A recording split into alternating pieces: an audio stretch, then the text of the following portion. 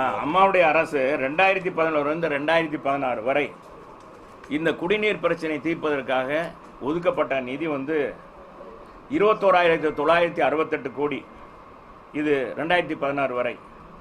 மாண்புமிகு அண்ணன் எடப்பாடியார் ஆட்சி பொறுப்பு ஏற்ற பிறகு ஏறத்தாழ பார்த்தீங்கன்னா இந்த 2019 வரை 15,838 கோடி ரூபாய், ஆக 37,806 கோடி ரூபாய் அம்மாவுடைய அரசு இன்னைக்கு நகர்ப்புறம் கிராமப்புற மக்களுக்காக இந்த குடிநீர் திட்டத்திற்காக இந்த தொகையை செலவழித்திருக்கிறது.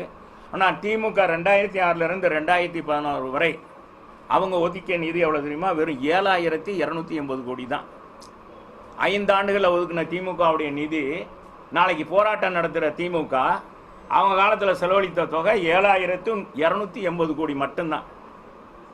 அவங்கள காட்டில் எத்தனை ஆயிரம் கோடி இன்னைக்கு 37,806 கோடி பெருசா, 7,880 கோடி பெருசா என்பதை நீங்கள் தான் மக்களுக்கு தெளிவுபடுத்தணும் என்பது இந்த நேரத்தில்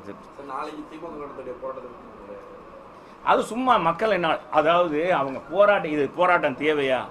இன்னைக்கு போராட்டமே தேவையில்லை. இதெல்லாம் மக்கள் இப்போ அந்த இவர் சொன்னார்ல, போய் திண்ணை பிரச்சாரம் பண்ணாரு, ஊராட்சி கிராம சபை கூட்டம் போய் நடத்தினாரு. கிராம சபை கூட்டம் நடத்தினால என்ன நன்மை கிடைச்சது? இந்த கட்சிக்கு விளம்பரம் கிடைச்சது. ஸ்டாலின் இன்னைக்கு என்ன பெரிய தலைவராக மதிக்கப்படுறாரா? நீ நல்லா யோசனை. இந்த வெற்றி ஸ்டாலினுக்காக கிடைத்ததா? முழுக்க இல்லை. இது ஒரு அலையில் வந்தது. அவருக்கே தெரியும் இன்னைக்கு இவ்வளோ பெரிய